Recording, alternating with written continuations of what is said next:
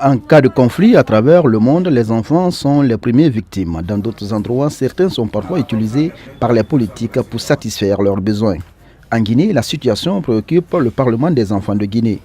Il rencontre le ministre de l'enseignement préuniversitaire pour faire un plaidoyer en faveur des enfants. À travers un projet, ces enfants comptent mobiliser les élèves et étudiants autour de la paix et de la non-violence en milieu scolaire. Nous sommes dans une situation alarmante et il faut qu'on se prononce, nous les enfants. Parce que nous sommes les victimes le plus souvent. Pendant les manifestations et autres, franchement, il faut qu'on se lève et qu'on dise non à ces violences.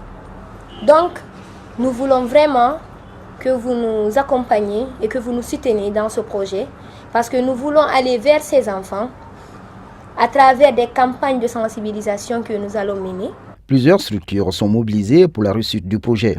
Il s'agit entre autres du groupe Farafina, l'émission Culturellement Vôtre de la télévision nationale, la R&B Post Music, African Expertise. Ensemble, elles conjugueront leurs efforts pour atteindre l'objectif déjà fixé. Nous avions compris que la violence est un frein pour l'éducation de nos jeunes enfants. Nous avions, comme tout le monde, ressenti la douleur. Il est de notre devoir, nous autres, de donner la chance à ces jeunes enfants d'être des lumières du monde, d'être des exemples demain. Pour atteindre ce but, des stratégies sont mises en place. Des caravanes de sensibilisation dans les écoles et la réalisation des sketchs et tables rondes sont élaborées. L'initiative cadre bien avec la politique du gouvernement. Le devoir, c'est de soutenir ce projet parce que ça va beaucoup nous aider dans l'éducation de nos propres enfants, leur formation et les éviter les violences qui prennent la Guinée en otage aujourd'hui. Et alors quand on est ministre de l'Éducation nationale, ça doit faire de tes préoccupations.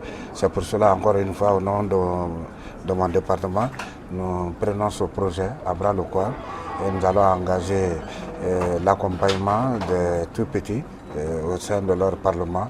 Intitulé Plaidoyer pour la promotion des droits des enfants, ce projet entend faire aussi la promotion des langues étrangères dans nos différentes institutions du pays. Pour cette première étape, l'allemand, l'espagnol et l'anglais sont privilégiés.